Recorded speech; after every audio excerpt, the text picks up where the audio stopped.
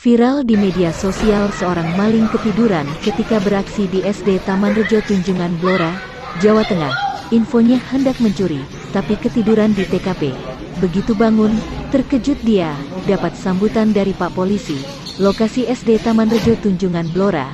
Video yang diunggah oleh Instagram _info Blora. Dalam video yang berdurasi sekitar 1 menit itu tampak beberapa polisi memasuki ruang guru dan langsung menghampiri pria yang diduga hendak mencuri tersebut. Tampak pria yang diduga maling itu tertidur di kursi yang disusun berjajar. Bangun-bangun ia langsung digelandang polisi dan diamankan ke polsek terdekat.